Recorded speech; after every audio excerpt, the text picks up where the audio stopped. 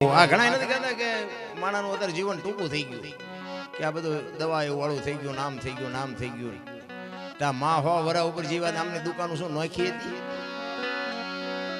આ ક્યાં લેવા જતા હતા? આપણે જ્યાં ખાઈ છીએ ત્યાંથી નથી ખાતા. પણ ઉજળા જેના જીવ હોય બાપુ, ઉજળા જેના આત્મા હોય, ભૂખ્યાના મોઢા નો જોયા હોય ને બાપુ, આજે હો વરા જીવે. પણ દુનિયાના બુસ જ મારવા છે વેલા હારે જ વ્યા જાય ને રામ. એવા જ્યારે જીવન જીવવાનો મોકો મળ્યો હોય તમને અને મને, અને એમાં માનું પાછું, હું તો બેનું દીકરીઓને ખાસ કહું, ગમે ત્યાં જવું, આ તો મારા ઘરની દીકરીઓ છે પણ આ બધા મારી ભેગા હોય પૂછો. હું તો દીકરીઓને ખાસ કહું, તમે તો એક શક્તિનો અવતાર છો, તમે ધારો તો બાળીને ભસ્મ કરી દો એ તાકાત છે તમારા. અને હું તો એમ કહું છું, ભગવાને આપ્યો વાપરો, ખાઓ પીવો, પણ ફેશનનું માપ રાખજો. હા, ફેશન બાપુ આખી દુનિયાને ખબર છે. આ તો હું વરાળું કાઢું છું, બાકી તમને ખબર નથી. ફેશને જાવ જે દીવ ઉઠાડ્યો છે, દીકરીને બાપુ મર્યાદા હોવી જોઈએ. મહાપુરુષો કીધું કે એક સંપત્તિ ઉપર, એક દીકરી ઉપર અને એક ભોજન ઉપર, આ ત્રણ ઉપરથી પડદો હટી જાય ને એટલે એની કિંમત ઉડી જાય. લખવું હોય તો લખી લેજો. ભોજન હોય ને રાંધેલું હોય ને બાપુ ઉગાડવું પડ્યું હોય, તમને ખાવાનું મન ન થાય. તમારો હોનાનો હાર ફળિયા વચ્ચે પડ્યો હોય, તમને એમ થાય કે ખોટું હોય ને કામ હોય. એમ દીકરી બાપુ જતી અધૂરા કપડા પહેરે ને દીદી દુનિયા એની માથે હારી નજર ન કરે કે આ દીકરીમાં કઈ હોય નહીં. એટલા માટે કહું છું, ધરાવીને ધાનનો નીપજે, કુડવીને માડું ન હોય, જેહળ જકરા નીપજે, જેની જનેતા હોતલ હોય, હારી મા વગર બાપુ હારા દીકરા કોઈ જ ન થઈ શકે. જ્યાં ધર્મ ધ્રુજો અને પુરુષ ન પૂગી શક્યો દેશની આબરૂ દીકરીઓ રાખી. તમે કહો તો હવાર સુધી દાખલા આપું તમને.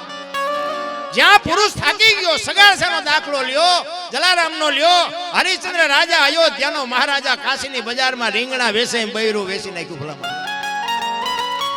તમારે મારે બૈરાનો વેસવાનો વારો જ્યાં આવ્યો તો એ રોતા રોવાજમાંથી ઊંચા નથી આવતા. અમારી પાસે કઈ નથી, કઈ મરો કઈ ન હોય તો શું જોવે છે ભલામણા? વાહન મકાન રૂપિયા લોટા હવામાં ઉડે હિલોળા કરે એવું છે. હમણાં વાત કરી ભીષ્મ જેવો બાપુ, ગંગા જેવી માં, એના દીકરાને જો બાણની પથારીમાં હોવું પડતું હોય, શું કર્મની ગતિ હોઈ શકે? હજી કોઈ સમજી જ નથી શક્યું બાપુ. વાતું બધાય કરે છે, આમ કરો આમ, આ ભક્તિ કરે એવડે દુખી છે, દુનિયાના બૂસ મારે સુખી છે. શું કરવું કરમ? બધા કે ગંગામાં નાઈ લે એટલે પાપ બળી જાય. ત્યાં કાંઠે રહેતા છે, રોજ ની ધૂપકા દેતા હોય, એમ પતી જાય. અરે એવું નથી રામ. અને એમાંય બાપુ છે ને માં છે, તો માં છે ભાઈ. મને તો દીકરીઓ બાપુ મને બહુ ગમે, પણ દીકરી જેવી હોય તો હો ભાઈ. એવી સાંજના પોચકા હાટું 80 વર્ષના ડોહાના મોઢા તોડી લીધા હોય એ દીકરીની વાત નથી કરતો. હા, દીકરી તો દીકરી છે ભલા મને.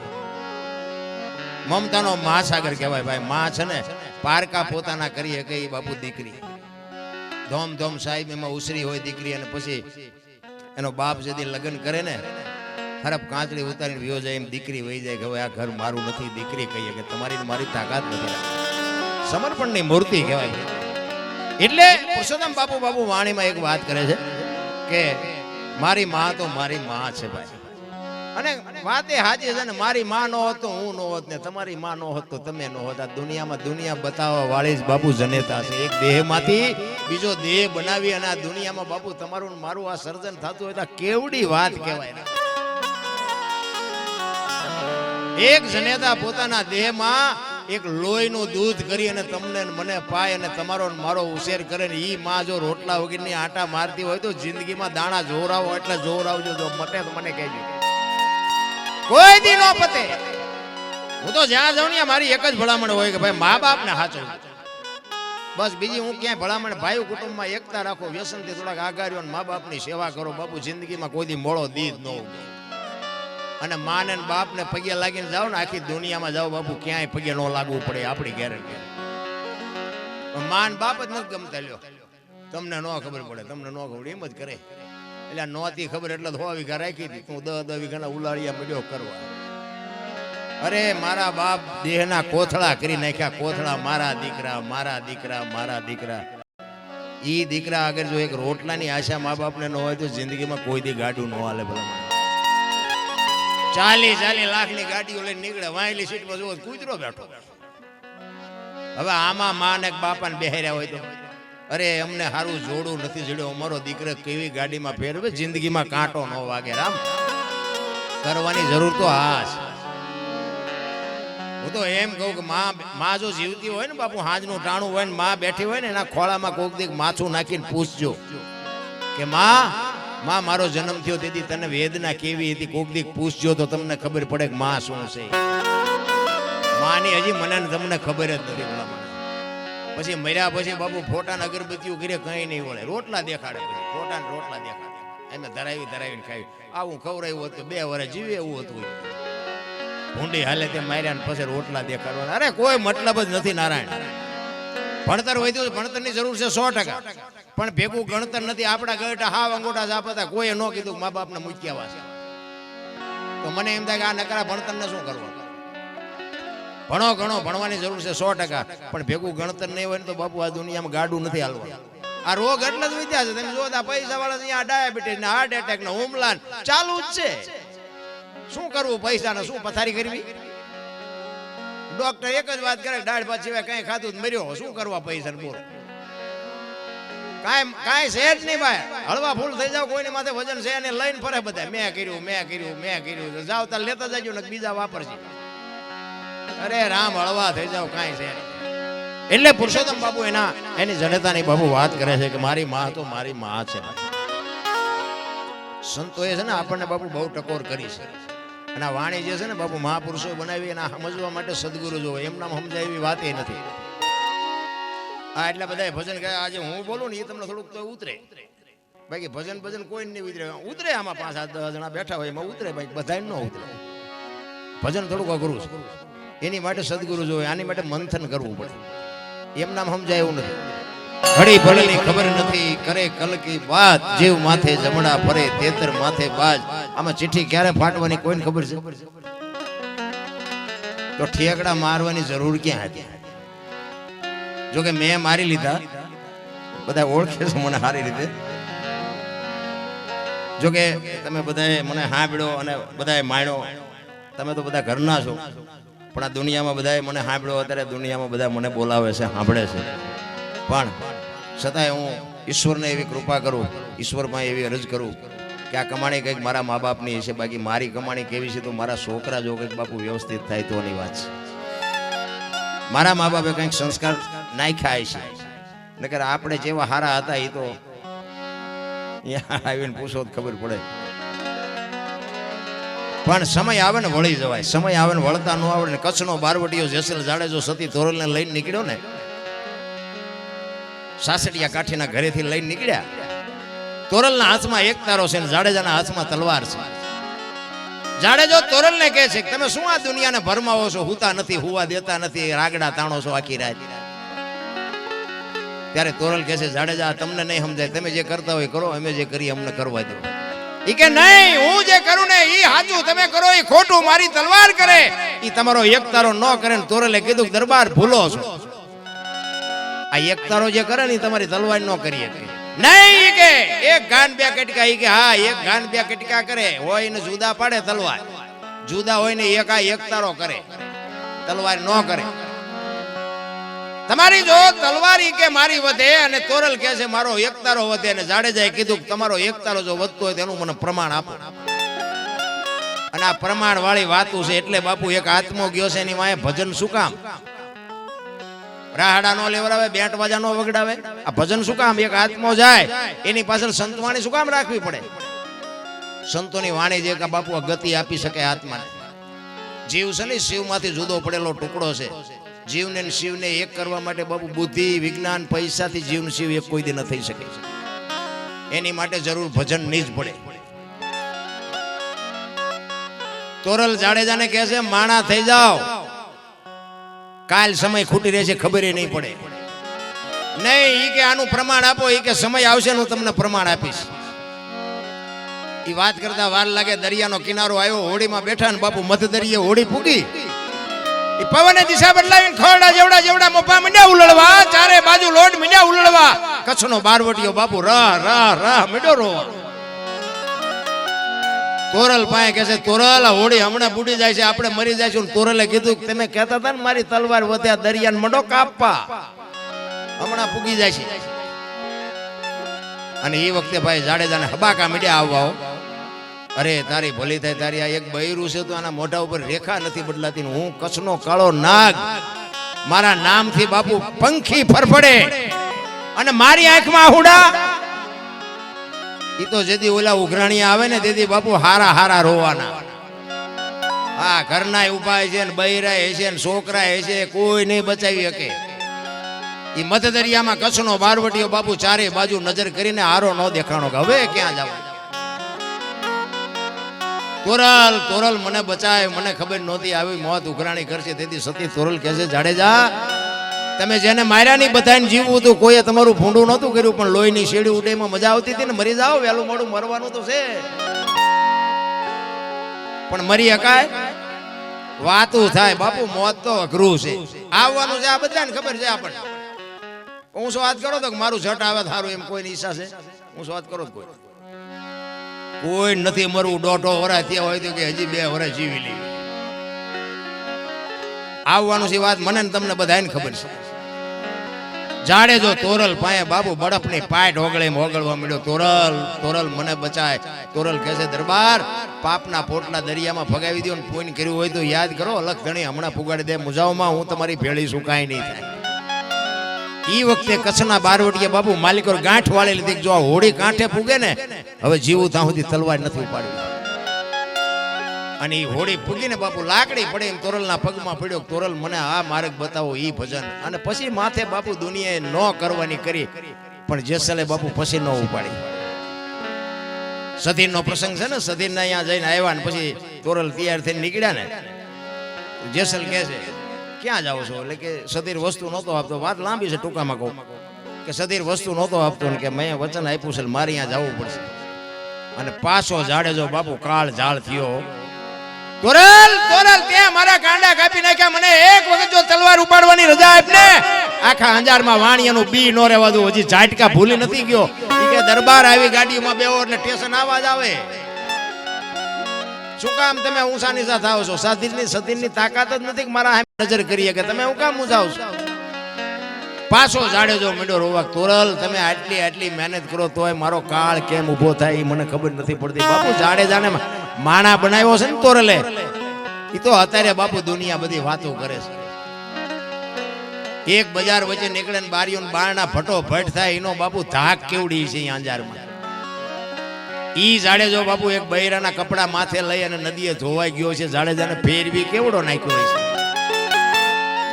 આ વાતો છે ને બાપુ, આ તો બધી સાંભળે આપણે બેરા થઈ ગયા. આપણે આ કાને સાંભળ્યું, ના કાને કાઢ્યું. આપણને રહેવાનું જ નથી. હવે આવું તો સાંભળેલું માણા થાવ ને, સાંભળેલું કઈ નહીં વળે. આપણે માણા થવાની જરૂર છે. આવડા મોટા ઇતિહાસ આપણા ન થાય, પણ આપણું પાડોશી સારું બોલવું જોઈએ. જાનવર પૂજાય છે લ્યો બોલો દુનિયામાં, આપણું સારું નથી, પડખે વાળા નથી બોલતા. આપણે એમ થાય આપણો આંટો છે એવું નથી લાગતું.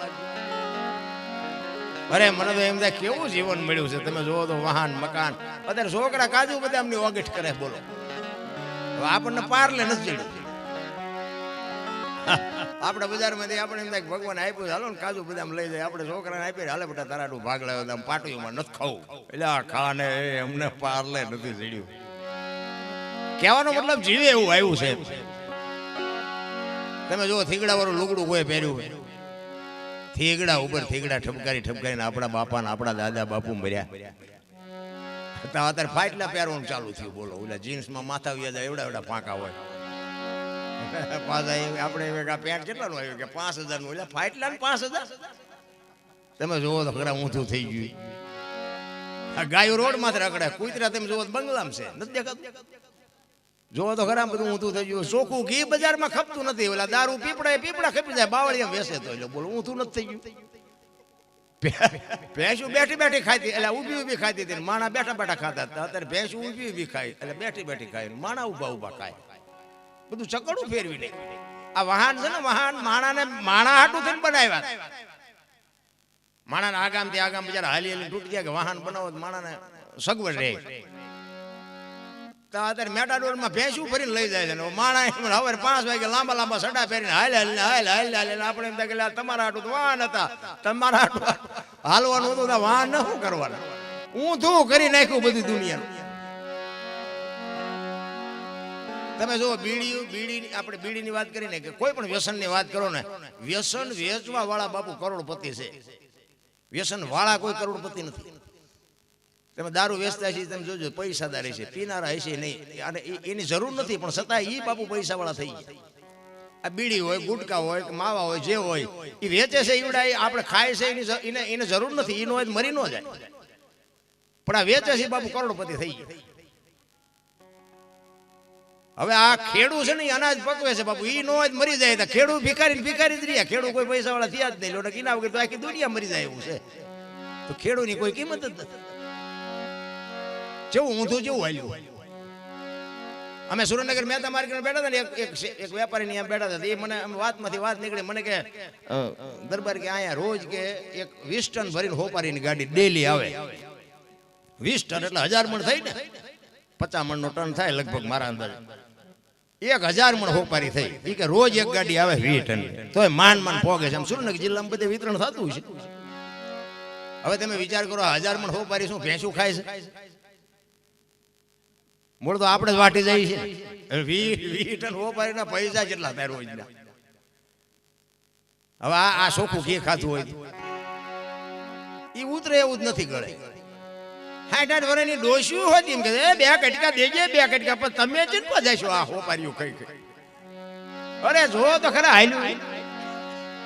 હવે આમાં તમને કોઈ 60 વર્ષના ખાતા હોય તો છોકરાને શું કે ન ખાવ એમ કેવી રીતે કહીએ? આ તો આપણે બાપુ પેલા કેળો પાડવો પડે ને. આપણે જો લખાણ બંધ હોય તો જ બાપુ પ્રજાને આપણે કહીએ કે. કહેવાનો મારો અર્થ એ છે કે આ બધી ઘરની નિહાળ છે. આ તારા દીકરા જો હમણાં પૈસા ઉડાડવા આવતા હતા ને, આવા પહેલ પાડો ને તો જ તમને ખબર પડે. એ છોકરા આ છે ને, નાના બાળકો છે ને, એ કોરી પાટી છે, એને ખબર જ નથી કેવી રીતનું જીવવાનું. તમે સીતારામ કરતા હોય, કોઈ સાધુ સંત નીકળે ને સીતારામ કરતા હોય તો છોકરું જોતું હોય કે દાદા સીતારામ કરતા હતા, આપણે કરાય. તમે કોઈ કૂતરા પારેવાન નાખતા હોય કે દાદા નાખતા હતા, આપણે નખાય. પછી આપણે મંદિરે જતા હોય તો કે દાદા મંદિરે જતા હતા, આપણે જવાય. પછી આપણે કોથળીઓ તોડતા હોય તો કે દાદા તોડતા હતા, આપણે તોડાય. આ ઘરની નિહાળ છે. એમાં જે પહેલ પાડવા એ પડે. કહેવાનો મારો અર્થ છે, મને એમ થાય જીવે એવું આવ્યું છે જો જીવતા આવડે. એક દિલ્હીનો સિકંદર બાપુ 500 ઘોડાનો રસાલો લઈને આમ બજારમાં નીકળ્યો ને, એ આમ જાતો તો બજારમાં ને ફૂટપાથ ઉપર એક ફકીર હુતેલો, એક ધોતડી પહેરેલી પાણાનું ઓશીકું કરી પગ ઉપર પગ ચડાવીને બીડી ટેકાવીને હુતો તો. અને યાર દિલ્હીના સિકંદરે રસાલો ઉભો રાખીને કીધું ઉભો રાખો, મારે ઓલા ફકીર પાસે જવું છે. અને ફકીર પાસે જઈને કીધું કે હે ફકીર, માઈક તને મોજ આવે માઈક, કે આજ તારી ઉપર હું ફિદા થઈ ગયો. ફકીરે આમ નજર કરીને કે મારે કાંઈ જોતું નથી, જ્યાં જાતા અહીંયા જાઓ. ફકીર કે આને પહેરવા કપડા નથી, કાંઈ નથી, તોય ભાઈડો કહે છે કાંઈ નથી જોતું. જો આજ દિલ્હીનું રાજ માગે તો લખી દો. એ કે હું દિલ્હીનો સિકંદર શું ભલામણ? કે મેં તમને પૂછ્યું તેમ કોણ છો? હું આ ટેસ્ટથી હુતો છું, મને હુવાય દો નહીં યાર, કે તમે જ્યાં જાતા અહીંયા જાઓ. સિકંદર ને બાબુ વાઢ્યો હોય તો લોહી નો કરે, તારી ભલી થાય તારી. આની મોજ તો જો કે.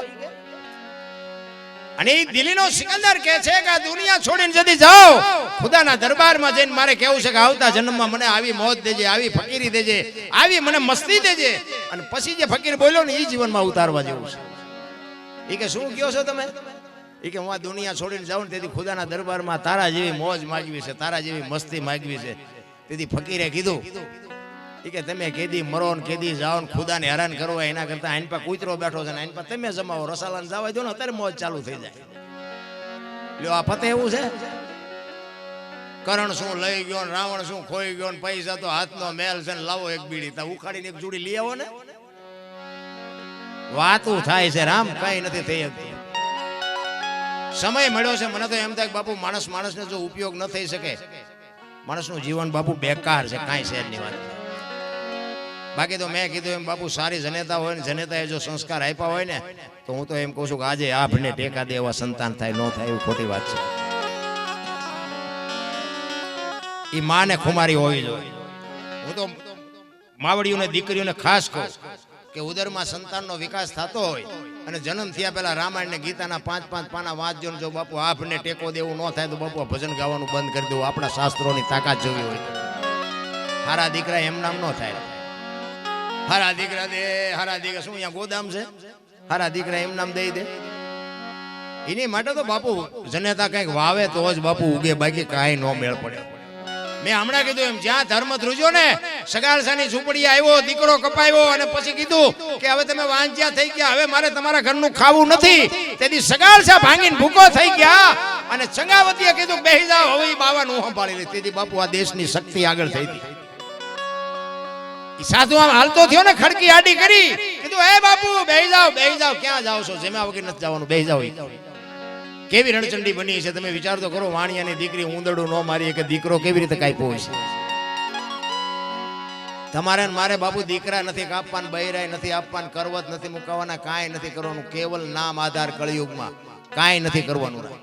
સદગુરુ મહારાજે જે શબ્દ આપ્યો એનું ભજન કરો, બીજું કાંઈ કરવાની જરૂર નથી. તેથી ચંગાવતી બાપુ અખિલ બ્રહ્માંડના માલિક સાધુને કહે છે કે બાપ જાણી તને કહું છું, બાબા મારા પેટ છે મહિના 5, આશરો સીતારામ નો આય કોઈ નો જાય નિરાશ. હવે બેઠો થઈશમાં બાવા, તને જમ્યા વિના નહીં દઉં જાવા. મારા બાપ બેહી જા, મારું પેટ ફાડીને આજ તને રાંધીને ખવડાવું. આમ કડાર કરી અને અખિલ બ્રહ્માંડ નો માલિક બાપુ ચોંટી ગયો. બસ કર માં, બસ કર, તારી ભક્તિ પાકી ગઈ. તેથી આ દીકરી આગળ થઈ ગઈ. હું તો એમ કહું છું, ઘરમાં દીકરી હોય, પત્ની હોય કે માં હોય કે બેન હોય, એને હાચવી લેજો બસ.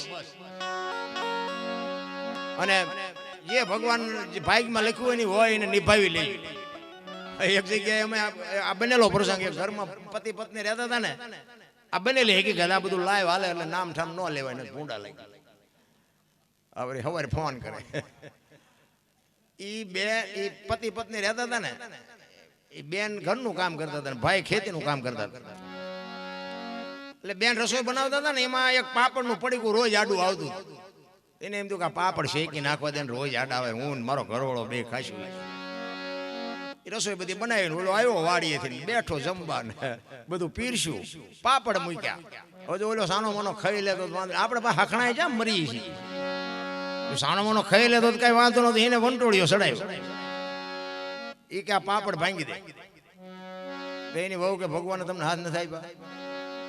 એ કે તું મારી વહુ છું, હું તને કહું તારે કહું. એ કે હું તમારી વહુ છું, એ વાત પાકી છે. બાકી ભગવાને તમને હાથ નથી આપ્યા. કે ભાંગી દેવાનો કે નથી ભાંગી દેવાનો? હવે તો આપણા બહેરાને આપણે ન ઓળખતા હોય, મેળ હોય ભાંગી દે ને ન હોય ભાંગી દે. એ કે સાના માના ઘરમાં ગાલ્યા વગર ના, એ કે સાના માના ભાંગીને ખાઈ લો ને. કે એ કે ભાંગી દેવાનો કે નથી ભાંગી દેવાનો? ન ભાંગી દેવો. કે નથી ભાંગી દેવો, જાઓ. ઘર ભાંગી ગયું બાપુ, પાપડ નો ભાંગ્યો, એ રખડે બે. હવે કે સમાધાન કરાવો. હવે શું તમે પાપડ નો ભાંગ્યો કોઈ બૈરા રાખી શકતા છે? અરે બાપુ દીકરી છે ને, દીકરી ખોટો વ્યામ હોય તો કાઢી નાખજો. ઈ એક નક્કી કરે ને, તારા ઘરનું પાણી નથી ભરવું બાપુ, કટકા કરી નાખો તો ન ભરે. ઈ શક્તિ છે. એ તો મા બાપની આબરૂ. એક ભાટી રાજસ્થાન, એક મેં પ્રસંગ સાંભળેલો, ભાટી દરબાર, મોટું ઘર, એક ઠાકોર સાહેબ જેવો, અને એના દીકરાના લગ્ન ને બાપુ. હવે એવો મોટો માણા, એને આ માણસો કેવા આવે બધા. આમ તમે જોવો તો હારા હારા કપડા ને ઘરેણે ભાંગી પડેલા બાયું ભાઈઓ બધા એટલા બધા આવ્યા વાહન લઈ અને તમે જોવો તો આવી રીતે પડદો આડો બાંધેલો. એક બાજુની સાઈડમાં ભાઈઓ બેઠા, એક બાજુની સાઈડમાં બહેનો બેઠા. પણ બાપુ બહેનો એ અઢળક બાપુ ઘરેણા ભાંગી પડે એવા ઘરેણા પહેરેલા, ભાઈઓ એ પોતાના ઘરેણા પહેરેલા, અને સારા કપડા, સારા વાહન, હથિયાર. કારણ કે મોટા ઘરે લગન, આખો ડાયરો બાપુ હકડા ઠઠ બેઠો. એમાં બહેનોનો જે વિસ્તાર હતો ને, એમાં એક બેન બેઠા હતા ને, એની માથે ઘરેણું નહોતું. બધી બહેનોને લગભગ ને બાપુ ઘરેણું ભાંગી પડે એટલું. એ બેન જે હતી ને, એને એક નાકની ચૂંક સિવાય કાંઈ જ નહીં.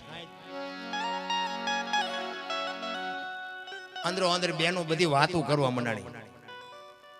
એ કે આમ તો જો આની પાસે કઈ નથી, અહીંયા ભૂંડી લાગવા હું કામ આવી? કારણ કે આ પાસ થોડુંક પાવર આવે ને, થોડુંક અમુક ઘરવાળા જાજુ લઈ દીધું હોય પછી એ નકરા ઠેકડા મારતા હોય. બેનોને થોડુંક હોય તો ખરું જ, ઘરે થોડુંક ભૂકો હારો હોય ને, એટલે એ બહાર જાઓ અહીંયા ઊંચા હાલતા હોય. એ કે આવડું મોટું ઘર છે, અહીંયા આટલા બધા મહેમાન, આમાં કોઈને બાપુ કાંઈ ઘટતું નથી ને. આમને કે જોવો તો ખરા બાવળિયા જેવા થઈને આવ્યા, આમને શરમ નહીં આવતી હોય? તો એક બેને એ બેનને પૂછ્યું, એ કે બેન તમારે બીજું કાંઈ ઘરેણું જ નથી કે તમે હાવ આવા કપડાને આવા હાવ ઘરેણા વગરના તમે પહેરી? કે ના ઘરેણું નથી. કે તો ભાઈ સમયની વાત છે. એ કે પણ તો નો હોવાય ને, કે વાત બધી બરોબર છે, પણ હવે આવ્યા વગેરે હાલે એવું નહોતું. ઘર એવડું મોટું હતું, આમંત્રણ હતું, એટલે આવ્યા વગર છૂટકો નહોતો. એ બાપુ હેગડા ઠઠ કચેરી ભરેલી હોય, એક બાજુ ભાઈઓ ને એક બાજુ બહેનું, અને એમાં બાપુ એક મહેમાન આવ્યો ઘોડે ચડીનો, અને ઈ જ આમ ઝાંપે આવ્યો ને, આખો ડાયરો ઉભો થયો. ઠાકોર સાહેબ પોતે બાપુ અંદરથી ઉભા થયા, પધારો પધારો પધારો. આખો ડાયરો જોવા માંડ્યો કે આવડો મોટો કોણ મહેમાન આવ્યો.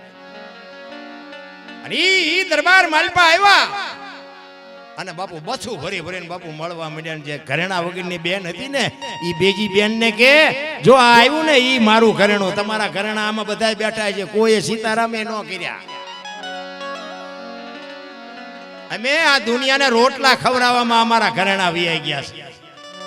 અડધી રાતે બે મહેમાનને લઈને આવે, અમે હજી અમારા ઘરવાળાને કીધું નથી, ઘરમાં લોટ નથી, એટલે આખો ડાયરો ઉભો થયો છે.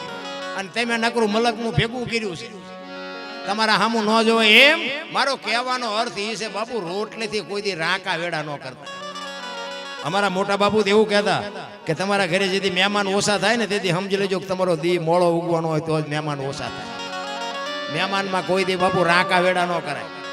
આંગણે બંધાવો પરબડી, પંખી પાણી પી જાય, એમાં કોક દી આવશે હંસલો, તેથી પરબડી પવિત્ર થાય. અખિલ બ્રહ્માંડનો માલિક બાપુ એક દી તમારી ઝૂંપડીએ આવે આવે ને આવે, પણ જીવ એવા હોય તો. બાકી માગણ આવે ને ડેલીઓ આડી કરે, માગણ આવે કે બાપા કઈક જો કે આગળ જા, આગળ જા, આગળ ઠેઠ સુધી તારા જેવા જ છે, બુડા બટકું રોટલો દેને શું આગળ જા, આગળ ક્યાં જાય આગળ. પણ આની ખબર જ નથી, ભલા મને ભૂખની વેદનાની ખબર જ નથી. તમને અને મને બાપુ જીવન મળ્યું છે, મોજ કરો બસ, બીજું વાતમાં કાંઈ છે. એટલે પુરુષોત્તમ બાપુની એક વાણીમાં બીજી વાત કરું, એક કે આ દેહ છે બાપુ, આ દેહ બધા જીવની વાત કરે, આત્માની વાત કરે. મને આમાં ભાઈ બહુ ખબર નથી પડતી, હું તો આનંદ કરાવું કે જીવ હોય જેવો ને ચેવડો હોય, મને હજી કોઈ કીધું નથી. આખા શરીરમાં ગમ્યા તમે ટાંકણી મારો ને તો વાગે, તો આ શરીર જેવડો હોય છે જીવ, વિચારવા જેવું છે. કારણ કે હરિદ્વાર વાળા કે દ્વારકા જવું, સોમનાથ વાળા કે પાવાગઢ જવું, તો સાચું ક્યાં છે? આપણે ગોતવાનું છે, કોઈ ગોતતું જ નથી. તો જીવ હોય કેવડો. બીજી વાત કે કોઈ પણ માણસ ગુજરી જાય ત્યાં અમુક બેઠા હોય માણસો, એમ કે ભાઈ એમ ગુજરી ગયા ત્યારે એમ ત્યાં જ બેઠા હતા, તો જીવ કોઈએ જોયો હોય તો મને કયો હોય કેવો, ક્યાંથી નીકળ્યો ઈ કોઈ હજી સુધી કીધું નથી. કે આંખેથી નીકળ્યો, કાનેથી નીકળ્યો, નાકેથી નીકળ્યો, આવો હતો એવું હજી કોઈ કીધું નથી. તો આ છે શું? અને આ દેહની માલિકો અત્યારે કોઈનો દેહ દુર્ગંધ નથી મારતો, અને એમાંથી એવું એક તત્વ નીકળી જાય ને બાપુ 2 દીમાં દેહ દુર્ગંધ મારી જાય, તો અત્યારે આપણે જોવું ન જોઈએ કે માલપા ઉટકીને સાફ સૂફ કોણ રાખે છે, એ જોવું ન જોઈએ. અત્યારે કેમ દુર્ગંધ નથી મારતો? અને એમાંથી તત્વ નીકળી જાય, ભલે જીવ કોઈ ભાળ્યો ન હોય, ગમે હોય, જીવ કે વયો ગયો, પછી આ શરીર હલન ચલન કરતું બંધ થઈ જાય અને 2 દીમાં દુર્ગંધ મારી જાય, તો આ છે શું? એટલે બાપુ પુરુષોત્તમને વાણીમાં લખવું પડ્યું. મહાપુરુષોએ બાપુ શરીર, બાપા શરીરમાંથી સંશોધન કરીને તમને મને આપ્યું છે, પણ હવે આપણને ગળે નથી ઉતરતું. ભજન તો ભજન હોય ભલા માણા, બંગાહું ન આવે, ચા ની જરૂર ન પડે, સૂરજ નારાયણ ઉગે જો ભજનમાં બેઠા હોય. ભજનમાં આપણે બે, પણ આપણા ભજન નથી બે, ઈ માથા કૂટ. એટલે પુરુષોત્તમ કહે છે આ ખોળિયામાંથી જીવ નીકળીને ગયો અને કાયા પડી હતી બાપુ, અને જીવ ને કાયા ઈ બે જોઈ શકતા હોય. જીવ કાયાને જોઈ શકતો હોય, કાયા જીવને જોતી હોય. આ 12 દિવસ સુધીનો આપણો જે પ્રસંગ છે ને, ગરુડ પુરાણ આપણું કહે છે કે 12 દિવસ સુધી જીવ જાય ને એના ઘર ઉપર, એના પરિવાર ઉપર, એની સંપત્તિ ઉપર 12 દિવસ આંટા મારતો હોય કે મેં મારા સંતાન માટે, મારા કુટુંબ માટે આખા દેહનું મેં ચિથરા કરી નાખ્યા. મારી પાછળ સારું કાર્ય મારા સંતાનો કેટલું કરે છે જોવા માટે પુણ્યદાન કરે છે, ગાયું કૂતરાને નાખે છે, હરિનું નામ લેવરાવે છે, એના માટે બાપુ 12 દિવસી જીવ ફરતો હોય. આપણું ગરુડ પુરાણ એવું કહે છે. એટલે પુરુષોત્તમ બાપુ એમ કહે છે કે જીવ જાય છે, કાયા પડી છે, અને જીવ કાયા એમ કહે છે કે દુનિયા મને દિવાળી મૂકી દે છે. જીવ એમ કહે છે હવે મારે રોકાવાય નહીં. એટલે એ વાણીમાં કે છે, કાયા બાપુ રોવે છે, જીવ કે હવે મારે રોકાવાય નહીં, મારો સમય થઈ ગયો. અમારે હમણાં ભજન પૂરા થાય પછી વ્યૂઝ જવાય ને, ટાઈમ પૂરો થાય પછી નીકળી જવાય. આપણે બધાને હવના ઘરે વ્યૂઝ જવું પડે. આ બસ એવી જ છે આ જિંદગી. આ સમય પૂરો થાય એટલે પૂરું, જય ભગવાન. એટલે જ ગંગા સતીએ બાપુ શ્વાસાનો હિસાબ માર્યો. 21,600 શ્વાસા તમારા મારા ગણમાં હોય તો ગણી જોજો 1 મિનિટના 15, 1 કલાકના 900, 12 કલાકના 10,800, 24 કલાકના 21,600 થાય. જેને ગણવા એને ગણી જોજો. આ ગંગા સતીનો પરફેક્ટ હિસાબ. અને આ શ્વાસ છે ને, સ્વર છે ને, એ જ ઈશ્વર છે. બીજો ઈશ્વર કોઈ છે નહીં. આ બોલે એ બીજો નહીં, પરમેશ્વર છે પોતે. અકલ મઠા અવળા મથે બહાર જઈને ગોતે. આ બોલે છે ને, અવાજ આવે ને, એ જ ઈશ્વર છે.